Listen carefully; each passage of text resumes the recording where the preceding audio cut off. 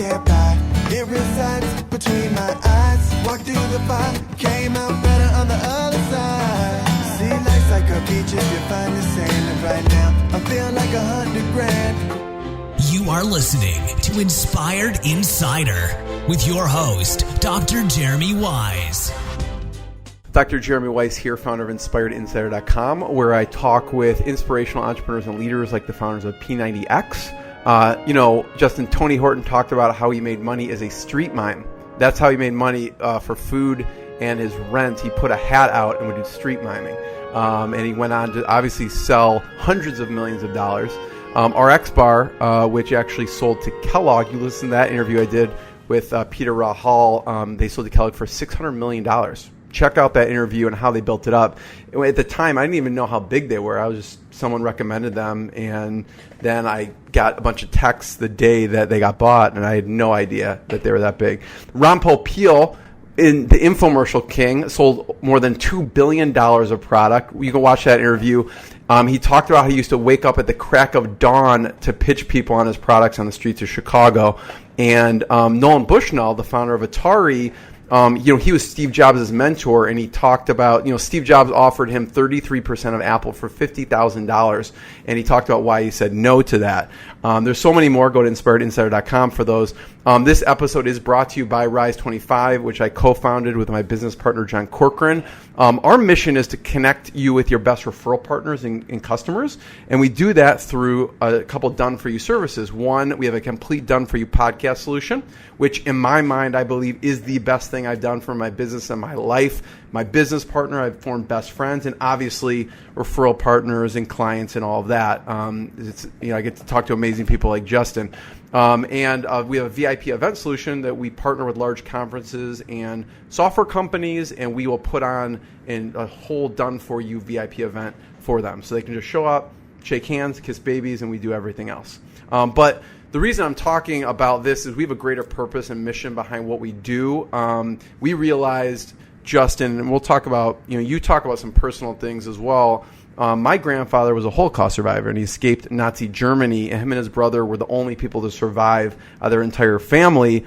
And when my grandfather was in concentration camps, John's grandfather was a B-17 captain pilot who flew 35 missions over Nazi Germany during World War II. So we have a scholarship to honor our grandfather's legacies. So if you go to rise25.com/mission, it's for veteran entrepreneurs, and it's a veteran entrepreneur scholarship.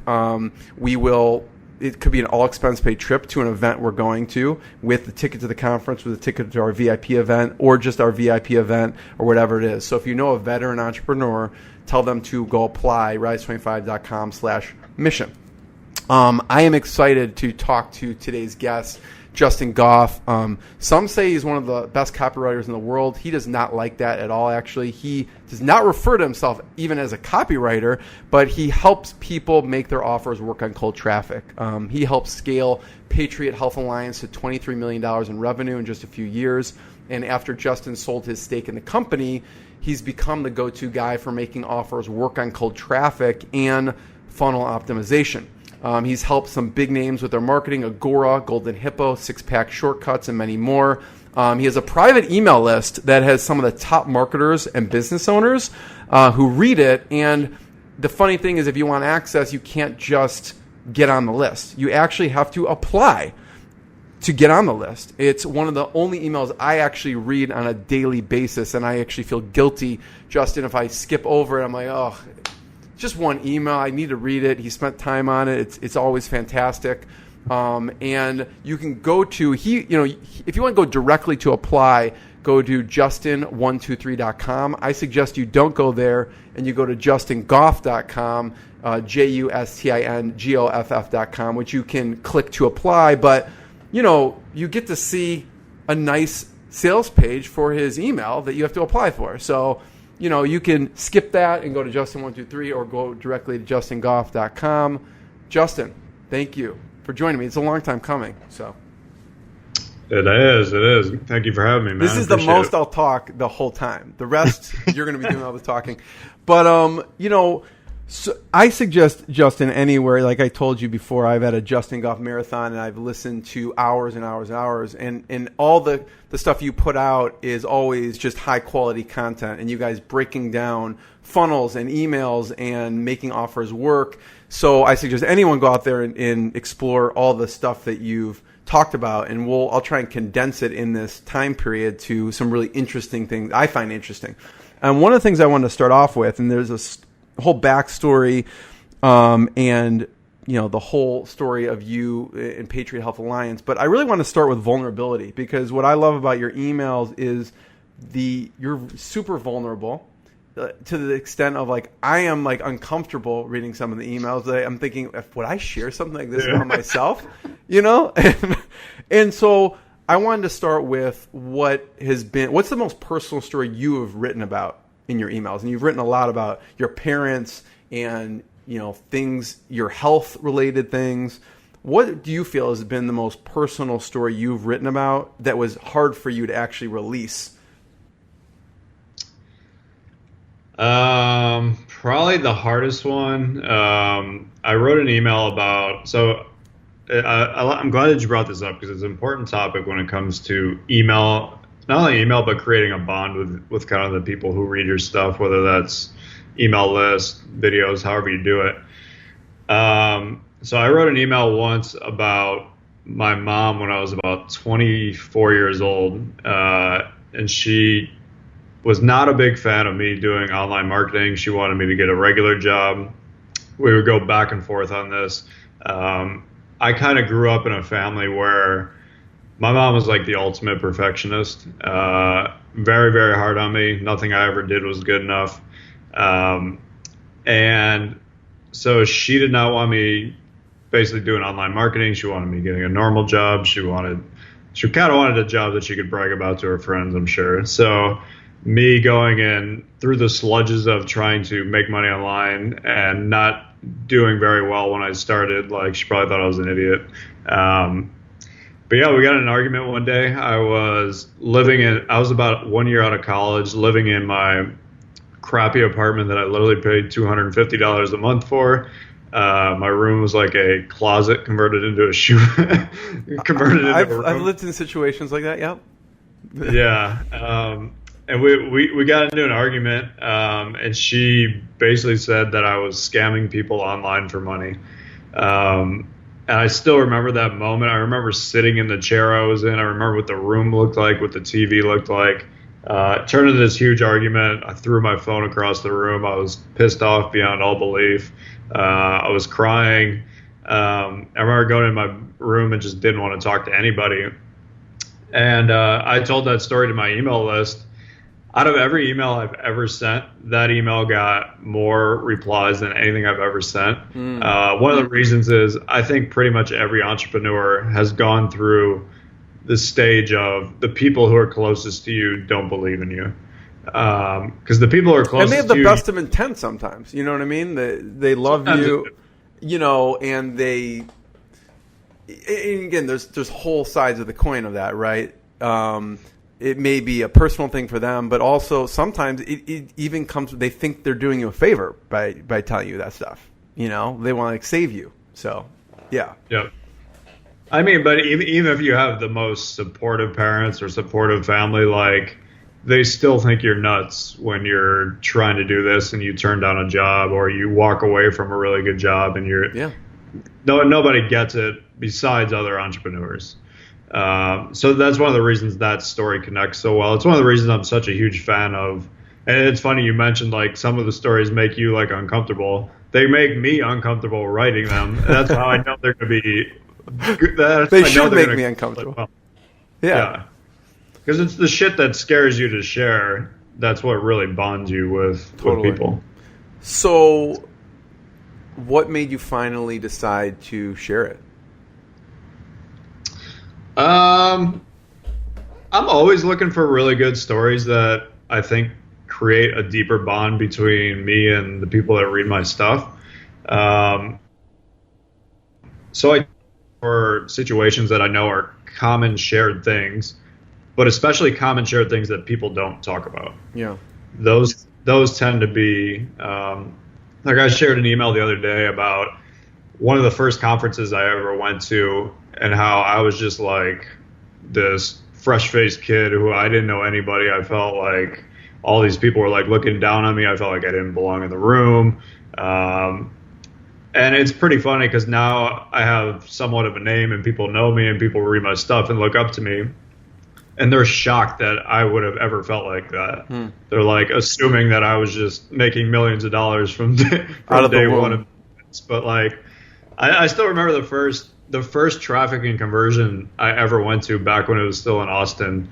I remember getting to the hotel and I was going up the escalator, and Mike Dillard was in front of me on the escalator, and he has like Elevation Group like hoodie on, and I was like, oh my God, it's Mike Dillard. Like, total fanboy, just like, oh my God, I've like seen all of his sales pages online. I've read his emails. And I'm sure it's funny too for me now because I get that now. Like people like see me at events and they're like, oh my God, it's Justin Goff. And like still really like hasn't hit me yet.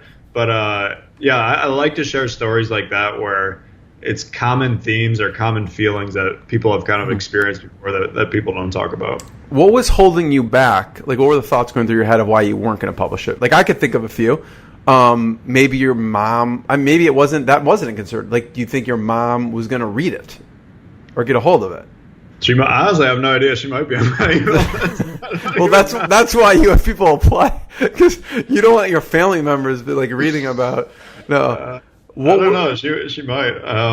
What were some of the reasons that you were, it's like the devil and the angel, like on one shoulder? I'll actually tell you what's my hardest thing. My hardest thing is I know from experience that what people want is to see inside my life and for me to share stuff, what's going on in my life, and to share, and especially like struggle stories like that. People love bonding with you on struggle stories and stuff. Yeah. I know for a fact that's what people want, but I feel this sense that I need to be giving tactical information and real like hard teaching stuff. So that's a struggle I battle with, even though I know just from writing an email every day for 2 years that the best stuff by far is when I talk about random shit that almost usually has barely anything to do with marketing. You can relate it back. You relate it back to marketing and business, though. Yeah, I usually try to. But yeah, it's very interesting that it's almost more like a reality show, because that's actually what people tend to want. They just want to see like what's going on in my life. Mm-hmm. Yep. Well, what I thought you were going to say was not what you said, but I was scrolling through reading your emails today, and sometimes it just comes to life when someone actually talks through the story like you just did, and so that's why I wanted to hear what you said. But what sticks out is one of the best subject lines I've read before, I think ever, is you know what I'm going to say right now? No, I don't. I pooped my pants. ... Yes, that is one of the great ones. So, I mean, I'm just going to read just like 2 sentences from it because it's so good. I'm not going to. You have to apply to it if you really want to get the email. I don't even know if you'll get it if you actually apply right now. But my thought of like this sales page is like you have the king of converting offers on cold traffic. It's like just at the top says I pooped my pants. If you want to hear the rest of the story, you got to apply to get the email. But you wrote that was the subject, and I'll have you talk about the business ramifications of this email. But you talked about, I just hit my tee shot on the 3rd hole at Firebird Golf Course when my stomach decided to, quote, act up out of nowhere. Oh my God, I'm going to poop my pants, I thought to myself. The writing's amazing. My stomach rumbled violently. We've all experienced this in some respect, right? It doesn't matter if you have Crohn's or you don't have a condition. My stomach rumbled violently like there was a wild animal running through my bowels. I've suffered from stomach problems all my life, so this wasn't that surprising. And it goes on. So I don't know if people apply, they even get that, but they should.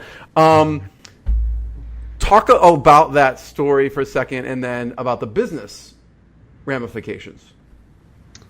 Yeah, so that was my stomach's churning thinking about it. right now?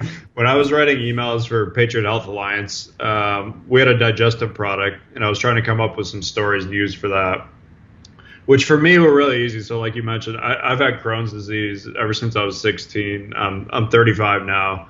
If you're not familiar with Crohn's, it's a terrible, terrible bowel disease that can basically take over your whole life, and the amount of food you can eat is just like narrowed down to like nothing. So like literally my diet right now is steak, chicken, and white potatoes. Really? That's like literally the extent of my diet. So no cooked vegetables or anything like that? No. Yeah. Like I literally eat like 3 foods.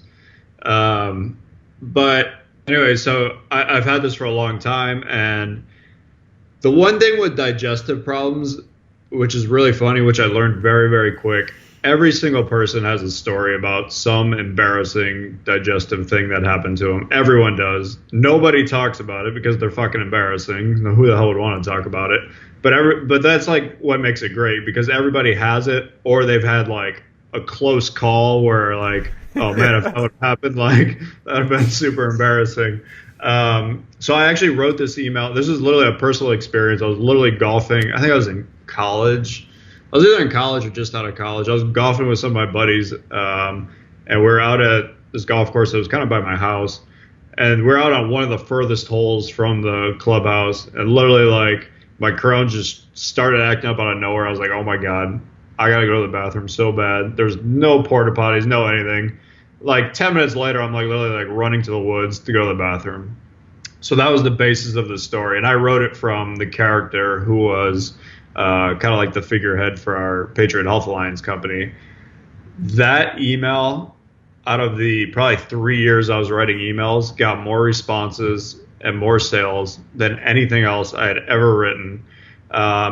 People sharing literally like 3-page stories of like their digestive nightmare of like what happened to them when they're, I mean, most of these people are like 70 years old and they're telling me stories like, yeah, when I was 18, like this happened. Me and my friend Bob were out on the boat. And it's like, tell you the exact same thing. But what was really interesting about it was there was also like a lot of backlash.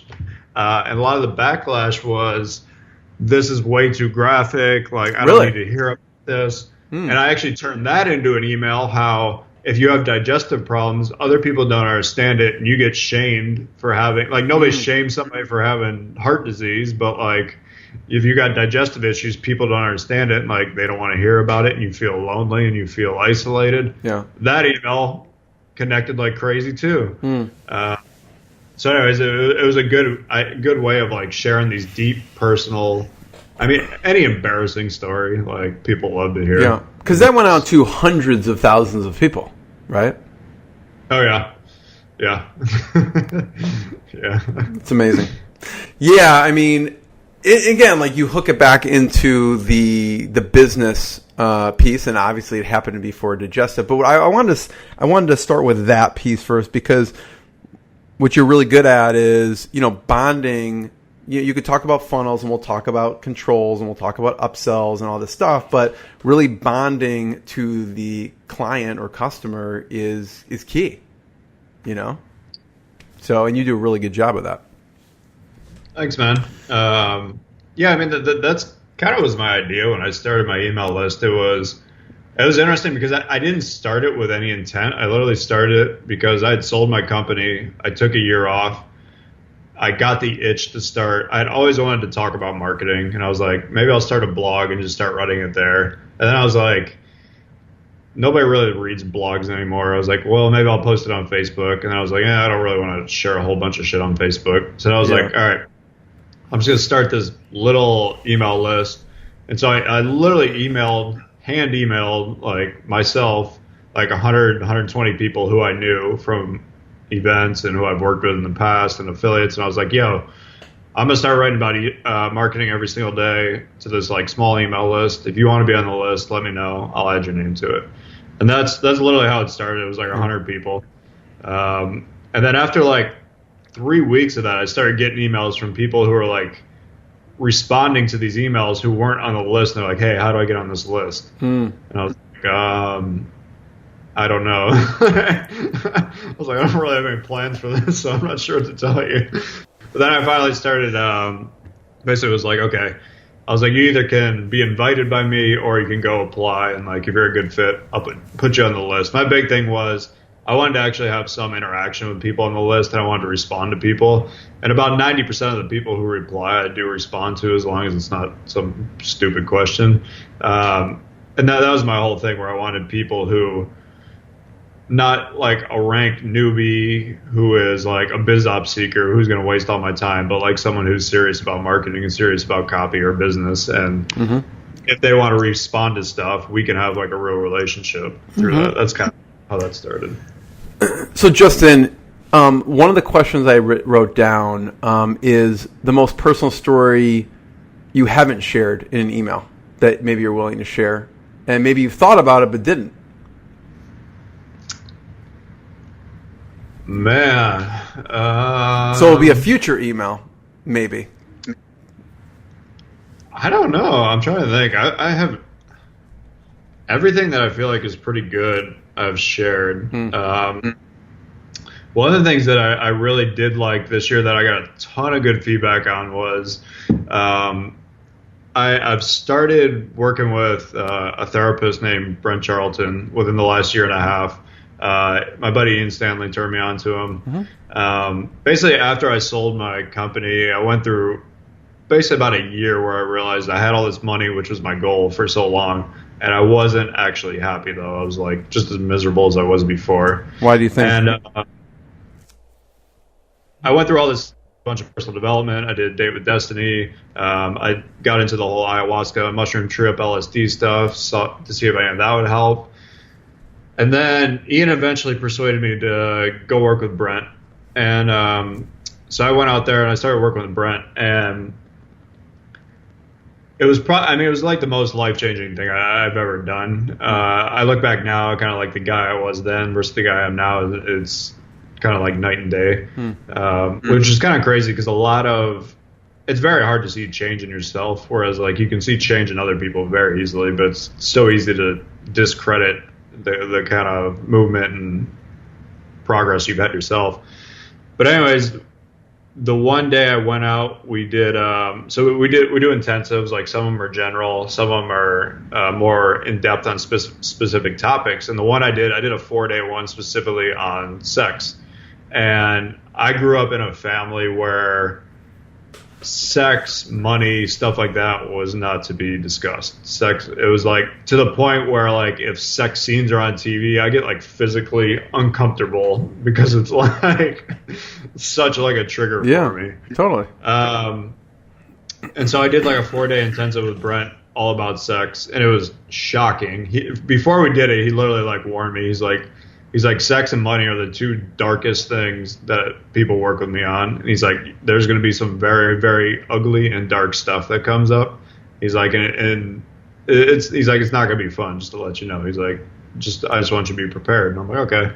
And during that weekend, I actually wrote about it each morning to my email list. And I was like, here's kind of what I've learned, which was crazy to me. I was actually really nervous about writing about that, but it got an absolutely insane like feedback. Like people were so excited about it. They're just like, keep writing about this, share. Like when I got done after the 4 days, they're like, can you write more? Or can you like write a summary? And like, what were some of the things that struck people?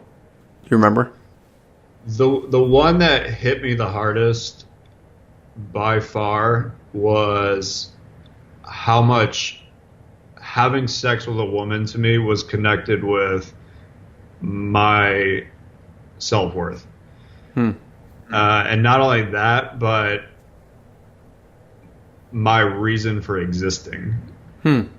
So like on an even deeper level, like if I had sex with a woman, that would validate me as existing as a person, which is pretty fucking heavy shit to like. I mean, I imagine people say the same thing about their business, right? If they connect so deeply, it's like, well, my self-worth is equal to what I'm making, right? I mean, that's a very common issue, I think, with entrepreneurs, where like self-worth, net worth, same thing, right? Which obviously is completely wrong. But yeah, trying to figure out how to hold the two apart. Because I mean, a lot of entrepreneurs definitely get to the point where the money, the lifestyle, the hot girlfriend, kind of speaking specifically to men, but all of that makes up who you are and how you want people to see you. And then when you lose pieces of that, you kind of like hit rock bottom and you get shattered, where it's like, I don't know who I am. Why would anybody want to hang around me? Why would these people want to be partners with me? I see that with a lot of entrepreneurs. I mean, like I said, I went through it, so I'm very familiar with kind of going through something like that deep. But I see that a lot. I mean, I'm sure you probably do as well. Like, a lot of people are unaware of it, like I was. And unless you're very, I don't know, unless you're a very just kind of aware type person, like I was completely naive. I was the other way. Well, so what do you think? What changed after that 4-day intensive about the sex topic? Well, I mean, a lot of the stuff I worked with him on. So, like, even if you work with stuff on like sex, or you work on stuff with business, it all moves to everything else too. Because like I had a very, very big issue with being an approval seeker. Like, everything was about making other people happy and getting other people's approval instead of myself.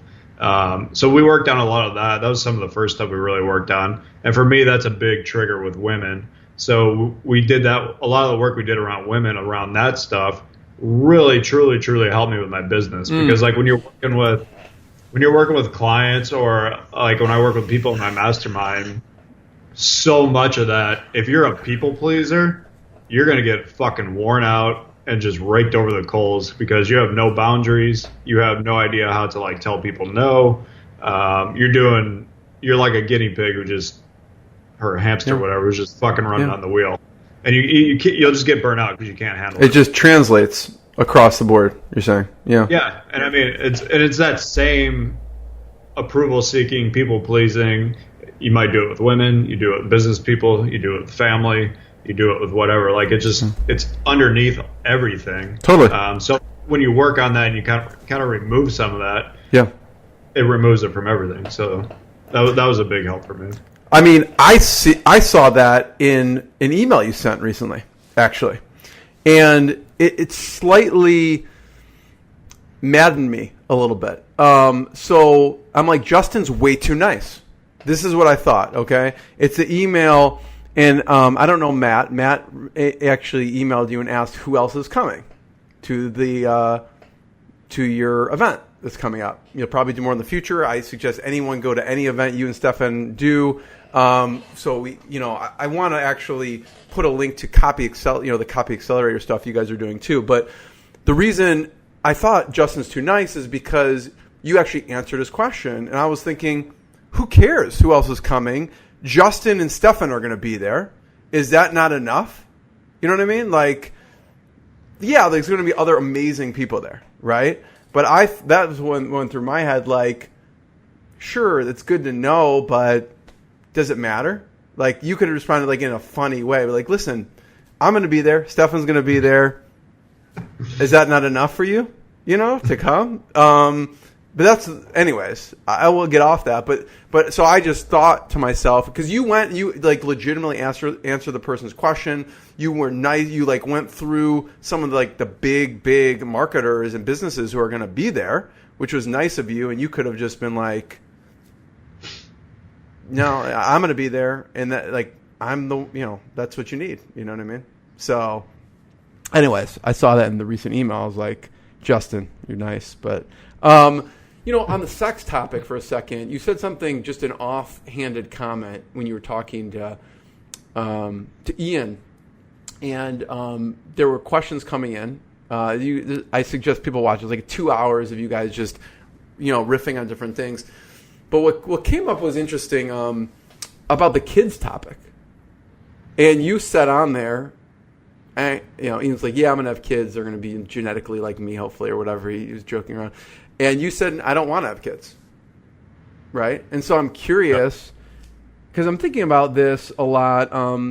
I feel like, at least in the circles I know, the entrepreneurs I know, they're getting married much later. They're having kids much later, or not married. And so I'm always wondering why that is, I've actually noticed that too with a lot of entrepreneurs. I mean, there's a lot to be said for the successful male entrepreneur who is like single and he's 30-some years old, and it's like you have more time and you have more freedom to do a lot of stuff that the guy with a wife and 3 kids can't really do. But going back to that, for me personally, it's honestly the idea of having kids, if it wasn't so normal, would have never, like, it just has never appealed to me. And I keep trying to like force myself, like, why do all these people want to have kids? Like, I'm assuming I should want to have That's hilarious. kids because like, even the more I like think about it, I'm just like, it doesn't appeal to me. Like, yeah, in some ways, like the ideas of having kids does, but then when I'm like around kids or I'm sitting next to one on a plane and like think about what actually goes into having kids. I mean, I have kids, Justin, and when I'm sitting next to someone else's kid on the plane, I'm like, this is horrible. No, but it's terrible. But so it's not like you're closed off to it. It's just like it doesn't appeal to you. It's not like you have a strong. Correct. So I am open to the idea that my mind could change. Okay. I'm not like 100% no kids no matter what. I'm like, it could change, but it also could not change. So I really don't know. The one thing that's very interesting about that question, and I find this fascinating, is because having a kid is probably the biggest decision you will ever make in your life. It's bigger than getting married. It's bigger than buying a house, starting a bit, whatever else. I mean, and if you're not 100% in tune with having a kid and you don't 100% want to have a kid, you're going to fuck that kid up pretty seriously because you don't want to have a kid. So it always shocks me, like, when someone like me mentions, like, yeah, I'm not interested in having kids, and everyone tries to like convince you, like, yeah, you got to have kids, and it's like, there's no worse parent than someone who doesn't want to have kids to fucking have kids. Like, why would you want to put that kid through all that trauma? It sounds terrible. I don't know if Louis C.K. or one of the comedians says they're just saying that. He has a whole bit on it. They're just saying because they want you to share in the misery. Like, that's his joke. Or it was maybe about marriage, not kids, but like everyone's like, you're single, you got to get married, and like they just wanted you to share in the misery. That's his like whole bit, you know. So I think Bill Burr used to do that. Was it Bill? I don't remember who it was. Yeah, it was one of the comedians. But yeah, I mean, I had an entrepreneur friend who said that he was more adamant about, no, I'm definitely not having kids. No, I'm not changing my mind, and he backed that up. By, I think in his early 30s, had a vasectomy. So I'm like, he's really, I mean, you could always reverse those, but that's like a serious step, right? Yeah.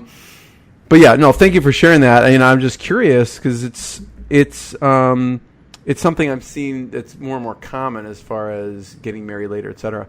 So what is the website for your guys' Copy Accelerator? You know, I was thinking of that because you said about sharing when you were at that conference and you didn't feel worthy. And I know Stefan has talked about that before, about, he was at a high-level event and he's emailed about it, I think. And he like found himself wanting to walk away from the group because he felt like he wasn't good enough and couldn't contribute. Even though he, at the time, was really successful in his own right. It wasn't even that he didn't have a business. He did. But no matter what level we're at, those things are always going through our mind depending on the group we're with, right? So where can people learn more about the Copy Accelerator stuff you guys are doing? Where I know there's like 2 versions where one, you get like hand-holding and you guys working, and the other is you can be more interactive in the group and get, copy critiques and suggestions. Yeah, so we do not have the full website up yet, so great marketer there. So I thought you did, though. You have some website. We do. We have one for the event. Honestly, the easiest thing is just to get on my email list. Yeah. Then everything flows from there. That's kind of the way I've set it up, where if you just get on my email list, you get all the updates on what's going on and the events and the mastermind and all that. So 18 control beaters. I don't know how many of them you can share. But I get this box in the mail. You had this epic event, Beat Your Control, with a great risk reversal of, if you don't get the money back, it was $25,000, I'll pay you double, which is, if it's a $2,000 event, no big deal, $1,000, but we're talking $25,000, you're on the hook for offering to pay someone $50,000 back. It's not a small sum of money. But for the right company, it makes perfect sense, because one tweak to their control or email or funnel can mean millions of dollars for them. And there you shared some of the 18 control beaters you have seen yourself and your clients. What are some you can share? So I'll give you a little. Out of all the companies I work with, and most of them are higher end, so businesses doing anywhere from 10 million all the way to 400 million a year. The biggest spot where people are leaving money on the table when they're smart marketers is in their upsells. And I see this every single time I go in and either try to beat their controls or I'm consulting with them, whatever it is. Most really smart marketers are pretty good at getting the sales page and the offer and all that kind of stuff right. But they're only operating at about like 50% when it comes to the upsells usually. So probably the biggest, I'll give you one tip that's super easy to implement and that anybody can do. And that is on your first upsell, most people get what I call T-Rex arms when it comes to their upsells. And I used to do this too. So basically, you sell them really hard on the front end, and you'll do long copy or you'll do a 40-minute sales video. And then on the first upsell, you like pull your punch. You got the little T-Rex arms, and you try to like sell them in this little 3-paragraph thing, or you'll do a 2-minute video because you think they're already sold and you don't have to sell as hard. So every time I go into a company's upsells and all that stuff, and I start fixing their stuff, one of the easiest things I do is literally take what they're doing with the upsell and extend it and make it much longer. So if they have a 2-minute video, it turns into a 15-minute video. If they have like 3 paragraphs of text, it turns into 15 pages of text. And every single time, the conversions go up. So I did this for Mike Geary and Dave Sinek. They run Paleo Hacks, which is like probably one of the most successful paleo companies out there. They sell like 300,000 free plus shipping cookbooks a year through Facebook, through cold traffic. They came to me at one point when their offer basically was losing like $1 on every single sale on Facebook, and they're doing like 1,000 sales a day, so that's some serious dough that they're losing. And he's like, can you take a look at our funnel, take a look at our upsells, see what we're doing, see if you can find some holes in it? I was like, sure. One of the things I did on that first upsell was took it from this short, like 3.5-minute video to now I think it's somewhere around 14 minutes. I did a couple other things, but that was the big needle mover there. And that offer went from losing $1 on every sale to profiting $1.60, I think, on every sale. So a huge like $2.60 swing, which on a free plus shipping offer is a big deal. Huge. Yeah. So for them, that actually allowed that offer to scale to even higher heights and bring in more customers. Not only that, the offer like was dying and they would have had to stop running it. But now they were able to run it I think they were able to run it for at least 9 to 12 more months, which brought them another like 200,000 customers. So that's the name of the game, is customers. So that was hugely valuable. But anyways, it was one of the easiest things you can do is literally just longer copy and really go through the full selling process like you would with a normal VSL. Yeah, I'll let you take a couple of drinks, but yeah, we'll get to a couple other control beaters. But I'm glad you mentioned that, because on my right screen, that's what I have to make sure to ask you about. Because on your justingoff.com page, Mike Geary is on there, and he says, Justin, I was going to ask you how you did this, because he says on there, was able to boost the order value for one of our free plus shipping offers around $2.70 per customer. This specific funnel is able to do over 2,000 buyers per day for us at one point after those improvements, and still doing about 1,000 customers per day.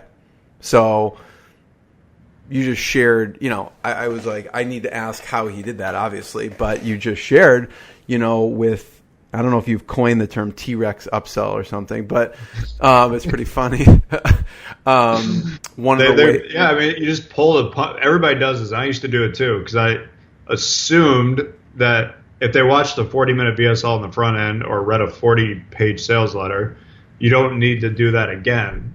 But the data tells you that's completely wrong, and you got to go through the whole sales process again. Yeah. And you even talk early on with one of your early successes how you were breaking even on the front end and how you wish you knew now what you whatever it is, know then what you know now, because you were like, what's going on? Because you had some early successes that was profiting on the front end and you thought that was normal. And then when you started breaking even on the front end, you're like, what's broken here? Right? So what would you do differently back then, knowing you're breaking even on the front end? If I knew what I knew now so I had an offer in 2010 on ClickBank called the 31-day fat loss cure. It became a pretty big hit on ClickBank that year. It was a fat loss, kind of paleo, CrossFit-ish kind of workout diet combined. This is before CrossFit and paleo kind of really took off in like 2013-ish or so. What was interesting, that offer, I was literally spending like $5,000 a day on Facebook, bringing in like $7,000 a day total. So I was profiting about $2,000 a day. That offer had no upsells, had no back end. I literally did not even like email the list. I didn't even create a list. Like I just got buyers and just. It's pretty amazing. ClickBank, like they weren't getting anything. I look back at that now and I'm like, wow, like. I could have probably just like retired off that if I knew what I knew now, because I could have scaled that to like a $50 million kind of offer and just made a bunch of money. And but anyways, so I had that happen. That one did really well. And then the next one you were talking about, so I had a testosterone supplement called Ultimate Male. And me and my partner, Brandon Kelly, when we released that, right off the bat, it was literally like breaking even within like 2 weeks. But I was so accustomed to making money on the front end. And I still did not realize yet that that's not what you're supposed to do. I was like, no, you're supposed to like that's how you make money, is you make money by profiting on the front end. So stupid. So like we literally had an offer that was like break even after 2 weeks, which is basically means it's a home run because you haven't tested anything yet and it's already working. So like with some really good testing on upsells and on the hook and on the emails and on the subject lines and on all that stuff, it would have been a home run, like an absolute huge home run. But we honestly like just barely ever ran the offer because like we would pick and choose these little lists that we would profit on. We'd just run it to that instead of all the lists where we could have ran it and been like break even. Just so stupid. I just want to like kick myself now that didn't mean to bring it up to make you feel bad about yourself, but it's an interesting lesson, right? Yeah. But I want to talk about some great upsell examples that you can think of. But I mean, that became apparent to me. I think you were there at the Brian's Titans of Direct Response event. I think it was in 2014, and the founder of Guffey Ranker, the obviously proactive, and they were talking about how, I don't know if you remember this, but they don't break even until like 2 years after the customers. 18 months after commercial airs. Right. That shocked the living hell out of me. Right. Yeah. So what were you thinking at that time when you heard that? What's funny is I heard that and I don't think it really I didn't apply it to my business. I still did not grasp the idea. So I'll tell you actually when it turned around for me. Yeah. When I read Ready, Fire, Aim, Michael Masterson's book, and he specifically beat me over the head with a hammer saying the goal on the front end is to acquire as many customers as possible, especially when you're in that scaling from 0 to 1 million phase. You acquire as many customers as possible at break even or whatever your number is that you kind of want to hit. And he kind of laid it out where he's like, if you have 100,000 customers, you got them all at break even. Now you have this email list or this database that you can make millions of dollars from a year because you have all these customers who are buyers. Which to me right now seems so brain dead simple, and it's like, yeah, no shit, that's what you do. But like the first time I read that, I remember in Ready Fire Aim, it was like one of those like baseball bat to the head moments. I was like, oh, okay, now that makes sense. Yeah, so that's one of those ones where experience taught me that, and I really wish I would have like truly grasped that concept sooner, because it would have been a game changer. Yeah. Sometimes we need to be beaten over the head like 10 times before we realize. So I want to talk about what you've seen as some great upsell examples, and I'll do a quick plug for Brian Kurtz's Over Deliver book. So if you haven't checked it out or don't know about it, check it out. It's amazing, and the fact his bonuses are, of course, he practices what he preaches. His bonuses are ridiculous as far as over delivering. So check out that book. I don't know if it's overdeliver.com or wherever it is, but just search Brian Kurtz and Over Deliver and you'll find it somewhere. Great upsell examples. Justin, what are some great upsell examples that you've seen? Yeah, so when I teach upsells too, we actually just covered these in our copy weeks ago. There's three there's three main upsell examples that we go over. So the first one is more of the same. So this is one you'll see in the supplement space a lot. You'll see it in survival space a lot. So if somebody just bought 3 bottles of your supplement, your next upsell, you're going to try to sell them maybe 3 more, maybe 5 more of the exact same supplement. One of the huge mistakes a lot of people make is they'll put up an upsell offer and then they won't actually test what the offer is. So the thing that moves the needle the most on upsells is getting the offer right. So in regards to that upsell one, let's say if we tried to sell a fish oil product and we tried to sell a probiotic, and we tried to sell another 5 bottles of the supplement that they just bought, another 5 bottles of the supplement they just bought is going to convert so much better. It's the best offer out of those 3. And most people really do this the wrong way. Like they would put the fish oil in there because they'd be like, well, they already bought those. They don't want any more of those. So they'll put the fish oil one in there. And then they'll try to test everything on the fish oil one to make it better. So better copy, better videos, better hooks, all that stuff. The reality is that one can only go so high, though. It's like, I always say it's like putting lipstick on a pig, because you're trying to improve an offer that can't get better because it's not the right offer.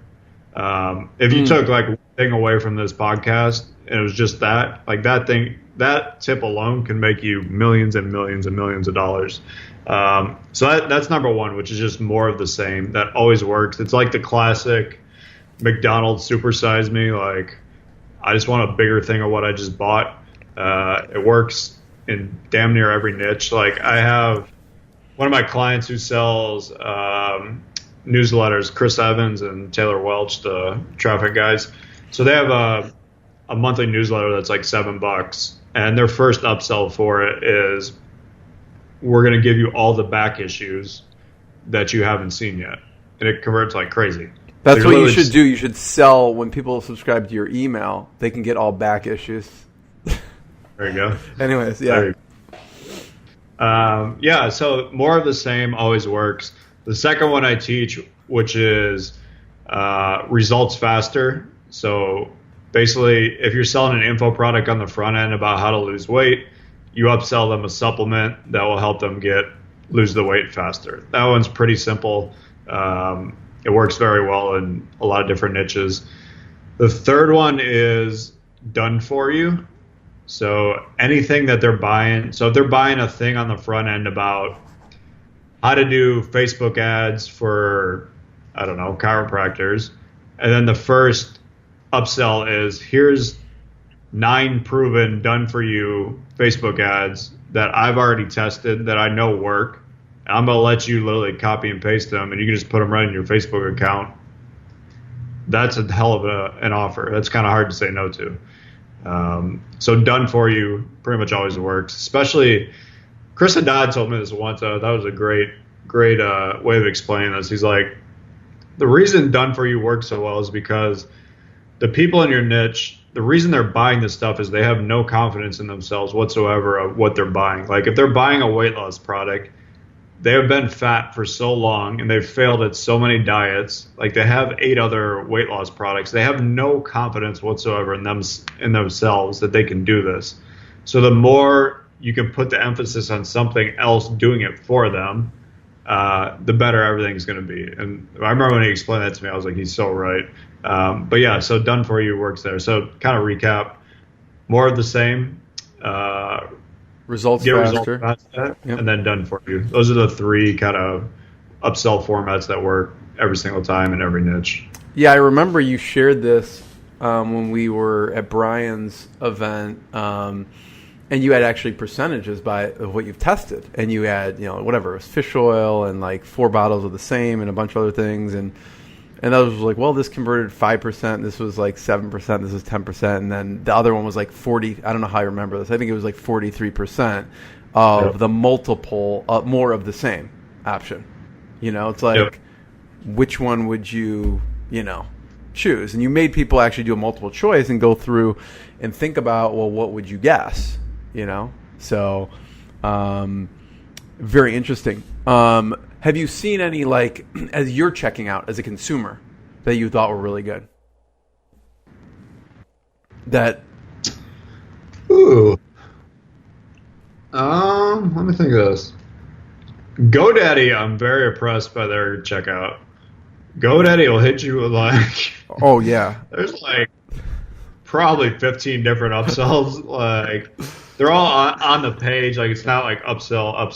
Like it's all kind of like in the thing. They're more like little check boxes that you add to it. But in terms of kind of like more mainstream stuff, yeah, man, theirs is just like shockingly good. I can't even imagine what their average like order value is compared to like what it was before when they were just like selling domains.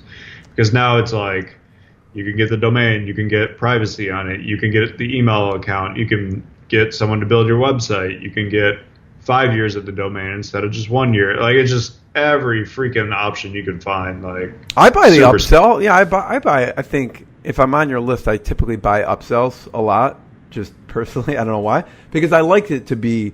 Usually, it's results faster. Like you said, the smart ones do results faster or more of the same, and so usually I buy the results faster piece. And GoDaddy, you can buy one, but if you buy like whatever 3 or 5 years, you get a much bigger discount on the domain. And I was actually on the phone with their support last week, and the guy almost sold me. I was doing the math, but they have like a domain of the month or a domain club, and if you're in the domain club, you get all your domains for 50% off. So if you have a certain number of domains, it makes sense to do it, because instead of $17 a month or whatever it is, it's like $8. So I forgot what it was a month, but it's some number of domains if you own them. If you're not in the domain club, it like makes no sense monetarily. They're trying to get a bunch of people in the domain club. So I'm trying to not be as ADD and own less domains. So like I was like, oh, that's just gonna like fuel my bad habit of owning a ton of domains. But yeah, the GoDaddy is a good example. What are some? You don't have to list all of them, but or go in as much depth. I love the upsell. What are some of the other 18 control beaters that people should think about?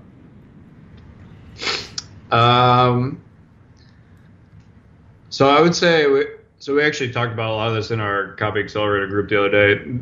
The biggest thing in terms of, and this is not any like groundbreaking information, but the biggest thing in terms of the sales page or the VSL is the lead.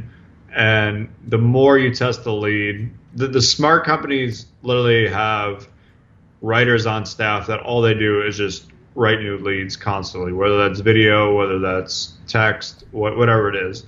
Because Stefan and I shared a couple of examples in our group about this where we've literally seen like over 100% conversion boost from just changing the first like 3 pages of a sales letter. That's freaking insane when you think about it. And a lot of people will hire a completely new copywriter to come in and like write a new sales page, and the reality is most of the time you don't need to. You just need someone to come in and write 3 or 4 new leads, especially if you can get a really good person who can write like a couple of the specific ones we always go to, a really emotional, story-driven lead. that is my go-to by far. That works better than anything I find over and over again. If you have one that's like a super like contradictory, so like keto is so popular right now. If you have something that kind of goes against keto, that's going to loop people in. Another good one is like a very proof-based one. So we did one. I did one before that. Actually, you see this a lot in the financial niche with like dialing into like this expert who was on CNBC and he predicted this, and this, and Fox News agrees with him, and this company agrees with him, and it's just like a proof bomb, like over and over and over. An example is justingoff.com. I mean, if you look at it, it's you have quote after quote after quote after quote of people who think you're the best thing since sliced bread, right? And have helped them. And this is a free application for an email, right? Yeah. I forgot how many there are. I stopped counting after maybe like 10. I don't remember. There was like 10 of them. But it sells, right? More proof. Yep. Okay. So upsells, lead. What else? Let's see, what else? One thing that a lot of people don't get is that so we have this happen a lot. Somebody has been running an offer for a while, and they're like, hey, my offer's dying. So they go out and they hire a new copywriter to redo it, or they'll try new leads and they'll try that, and maybe that works, maybe it doesn't. And they assume that the offer is dead. And the reality is the offer is not dead. It's just that your ads that are going to it are dead. I actually had this personally happen to me with Patriot Power Greens, which was our home run offer that was doing 600-700 sales a day. It hit a point where it really slowed down, and I thought the offer was dead. I was like, oh, well, maybe it hit its last legs, like that's it. Turns out there was nothing, and I actually tried to change a bunch of stuff on the sales page, and I tried to change a bunch of stuff in the head. We tried new headlines. Nothing was really doing anything. And then it dawned on me, I was like, oh, the emails that we're using to send people there, that's actually what I think is dying, not the sales page, because what everybody sees is the email. The people on all these email lists that we're running it to, they're seeing the same email for 5 months. So I was like, okay, let me write some new emails and see that. So I think I wrote 8 emails. 6 of them did not work. 2 of them turned out to be home runs. And those 2 that were home runs, literally, not only were we back at where we were even like above that, because the 2 new ones were like even better. So and that was a very eye-opening experience to me, to realize the further up you are in the funnel, that's usually where you're gonna get the biggest boost. So, but that one ties back into like the ads. Like, people literally are running offers on Facebook where they think the offer is dying, and it's literally just they need new ads. The ads are what's dying. Like, your ads are gonna die quickly. Like, ads on Facebook die, depending on how big your kind of target audience is, maybe within 2 weeks, 3 weeks. Emails, in my experience, die somewhere between 3 to 6 months, depending on how big that target is as well. But yeah, people kind of give up on these offers way too soon, when the reality is, if you just change the ad that people are clicking on to get there, you can revive everything. Yeah. You know, I love what you said, Justin, about the emails, right? Because most people think, okay, he's a powerhouse, rock star, copywriter. Everything he writes is going to convert, and whatever it was, 6 didn't, 2 did. So I wanted to know what was one of those emails that just bombed, that you thought was, oh, this is going to be, because I'm sure in your mind sometimes you're like, oh, this is going to be amazing. This is going to, you don't write anything thinking it's going to do bad, obviously. What was one that just surprised you that it did bad? And what was one of the ones that did well? Yeah. Yeah, so I'll tell you. So I realized really quickly that our emotional story ones worked the best for us. So one of the ones that did really great was the doctor who created Patriot Power Greens with us, Dr. Sebring. Mm-hmm. He's like this 63-year-old dude in like really good shape. He's like jacked, like big old muscles, looks great for his age. I did this whole story about how he still competes in like competitive wrestling against guys that are like half his age, and he's got like the blood pressure levels of a guy in his 30s, and basically that was what the whole email was about. How he's just like this amazing specimen, and he follows the paleo diet, but he's got another secret, and his other secret is he takes Patriot Power Greens every morning, blah, blah, blah. That email crushed, absolutely crushed. We had another email like that was a true customer story. We had a guy who was a World War II veteran who was basically like bedridden at a veteran's home. His wife was on one of our email lists, and she saw Patriot Power Greens, decided to buy it, started giving it to her husband. Totally forgot about it, didn't think anything of it. And she said, like, I think it was like 5 days later, she came back to see him at the veterans home, and he was like up and walking around the veterans home for like the first time in like 6 months. Wow. And she was just like stunned, had seen him like leave his room. And she kept giving him Patriot Power Greens, and she said like his energy was going up, and he was going down to the dining hall to eat. And she was like, he hasn't left his room in 6 months. And she's like, this is like insane. She's like, he's basically coming back to life. He's like, all this vitality. And so she was a huge fan of us, and she sent us an email like thanking us. And I basically followed up with her and got the whole story. And I was like, wow, I was like, we would love to share this with our customers and write an email about them. I was like, we'll even send you guys some more product if we can use the story. And she was awesome. She was super helpful. Sent us a bunch of like old pictures of him from in the military and all kinds of stuff. And that email just absolutely crushed. So the stories, like I said, I always go for the stories, but then I've also had in that same batch, I had one that was a woman who, she was having a lot of health issues as well. And her husband used to go dancing all the time. And she had to stop going dancing because she was basically having too much like pain. There was too much pain, and she just had fatigue and just couldn't really muster up the energy to do it. She started taking Patriot Power Greens, and she said she started to feel like she was 10 years younger than she was. And her feet that used to hurt all the time weren't hurting. And she was like, I had the energy that I had like back when I was in my 50s. And she's like, my husband and I started doing the tango again, or whatever the hell dance they were doing. And I was like, oh, that's a great story. So, and she did the same thing, sent us pictures of her and her husband dancing at the place where they dance. That email bombed, did absolutely terrible. Like, why? Like, I'm looking at it, I'm like, this is a great story. Like, there's good drama to it. I don't know. Sometimes, like, one of the big things I've learned with ads and with stories in general is you just got to throw a ton of shit against the wall and see what sticks. Because a lot of times I've had ones where I was like, oh, this is great. And then you put it out and just crickets. Right. And then, so I mean, sometimes, like I knew the one I wrote about Dr. Sebring was going to do well. I could just tell. I was like, that one's going to do well. But, like, the one about the woman dancing, like, I had very, very high hopes. I was like, this is a damn good email. This is a great story. And it's shit. That's weird. Thanks for sharing that. How did Dr. Sebring come to be? How did you guys find Dr. Sebring? That was really random. So someone that was one of our media buyers knew him for a long, long time. And he had mentioned to her that he wanted to kind of get into selling books and supplements and stuff like that online.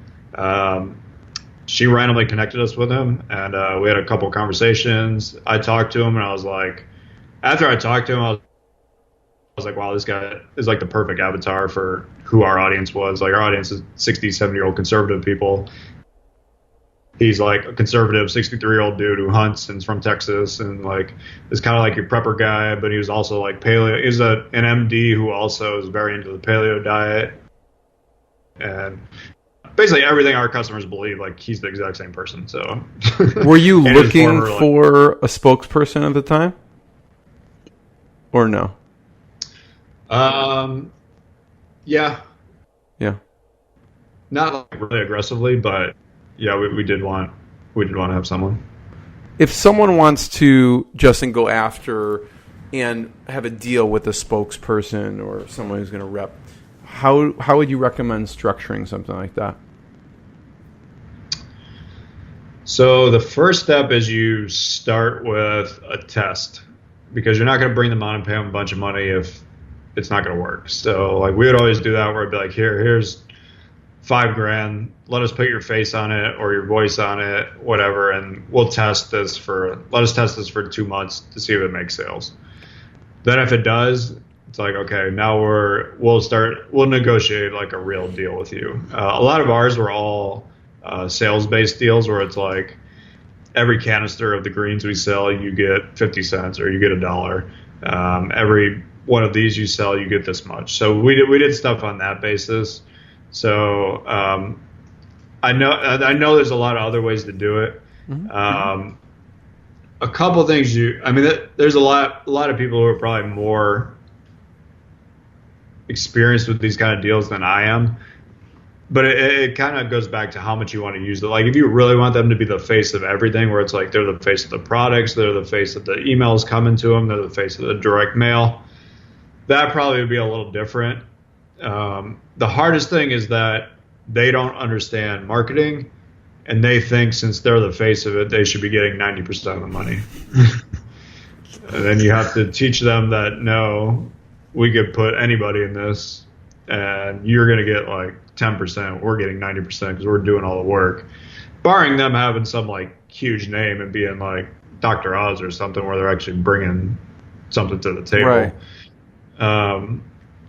But yeah, you obviously got to find a fair split that works for you both. But the majority of the experts I've talked to and people that I've tried to work with, they drastically overestimate what they think they're worth, and that's usually a sticking point. In that situation, what would their responsibility be? Is it just to be the name of it, or do they have to participate in some way? It honestly all depends. It depends on how you set it up, and it depends on what you want them to do. Like for ours, they didn't have to do really much at all. It was like, your face is going to be on it. We're going to interview you to get a bunch of your story. They might help with some of the formulations, stuff like that. Whereas you could have someone like Golden Hippo, who has Dr. Gundry's offers. Dr. Gundry's way more involved with their stuff. Like, he's in all the videos. He's shooting video constantly. Like they're building a whole business. The business's name is Gundry MD. Like, right. It all just kind of depends on how you want to do your offer, and yeah. So, Justin, the inception of you coming together and forming Patriot Greens. And then I'm going to fast forward a little bit, and you talk about this in your emails, and I like how you talk about play to your strengths piece, and I know Alan and Aaron, they're really good at, you talk about how they're good at operations and the hiring and all that stuff, and you don't want to deal at all with any of that stuff, and you really want to focus on the marketing piece and the copy and the funnels, etc. And so you seem like a perfect match. As far as that goes, talk about the part, fast forward through, obviously is very successful company and product, etc., to the moment that you decide you may want to exit and actually get bought out, or however it works. What was what were you thinking around that? Yeah, so the exit actually was not my idea. That was Alan and Aaron's. So for people listening who don't know them, Alan and Aaron Baylor, they're two super smart entrepreneurs. They were my partners in Patriot Health Alliance. And then they own 4 Patriots, which is probably the biggest survival prepper kind of brand online as well. Yeah, we were partners. One of the issues that came up was that Patriot Health was growing so fast, and we shared employees between the two companies. And Patriot Health was actually paying the other company a management fee to lease their employees. And the issue we ran into was they owned 100% of their other company, and they owned only a percentage of the one that me and them owned together. And they kind of came to the conclusion that it's not really worth it for us to put all this energy into this company that we don't own 100% of when we own 100% of this other one, which was completely right. So they came to me and they were basically like, we either want to buy you out or we want to get out of the health business entirely and just focus on our own company. So that's really how it came about. It was surprising to me when it happened. But it was like a, I don't know, 5-month negotiation. And actually a very good negotiation from me realizing, like, I talked to a bunch of other people who sold their businesses, and like usually they turn out to be very ugly and people hate. It's like a divorce. Nobody ever talks again. You hate each other. Ours wasn't like that at all. Ours was good. We still work together and do a bunch of shit together. So yeah, it was basically like. What would you say, Justin, on that advice on how it turned out good, or the process was somewhat pleasurable and didn't turn out like a divorce? Yeah, so one thing that was hugely helpful is we both had a representative negotiating for us. If that was not there, emotion would get in the way too much and it would get ugly. I felt that as we were going through it. I was like, wow, if this was us getting on calls every week to do this would be freaking ugly.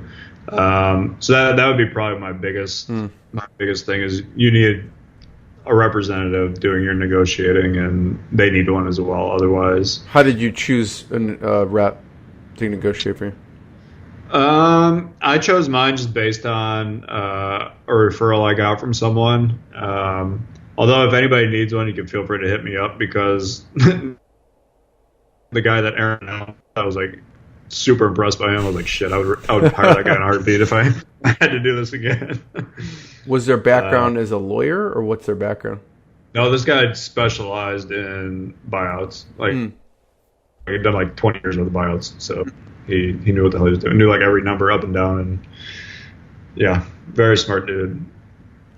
So that happens, and I know you mentioned earlier that, I don't know if it surprised you that you still found yourself, you weren't happy afterwards. Yeah. So about the money hits your account. What do you do? Yeah, that was interesting to me. I'm sitting at my house in Austin. I get this multi-million-dollar buyout, something that I've been working towards kind of my whole life, like just chasing money and wanting to be a multi-millionaire. I get it, and it kind of hit me. I was like, that's it. Like, where's the big celebration? Where's like the big feeling of that this was gonna like complete me, and all this stuff that I was kind of like secretly hoping for.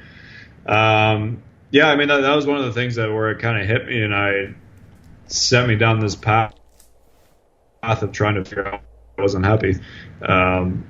So one of the best bits of advice that I did get was right before I sold that. I was literally like ready to jump back in and just start a totally new business right away. And I talked to about 4 guys who had sold their business already. And I was like, give me the lowdown, like, what's it like? What should I do? Mistakes you made, all that shit. And the one thing that all 4 of the guys said was, I'm either super grateful for the time I took off after I sold my company, or I wish I would have took more time off.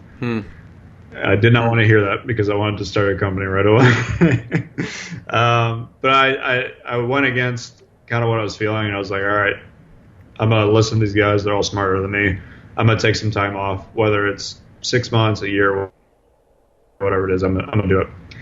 It was absolute hell for the first 6 weeks. It made me realize how addicted I was to working, and how guilty I felt not working.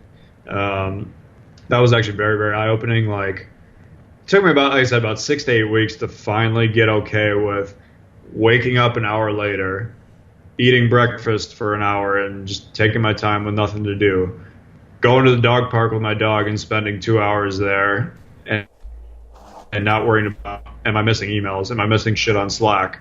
The guilt, like I said, the guilt was really hard. It took me a while to get used to that. Because I literally, like, the first day after it, I woke up at the same time I normally did, and I'm sitting at my computer. I'm like, I know I'm supposed to be here. Like, that was just like robot, like.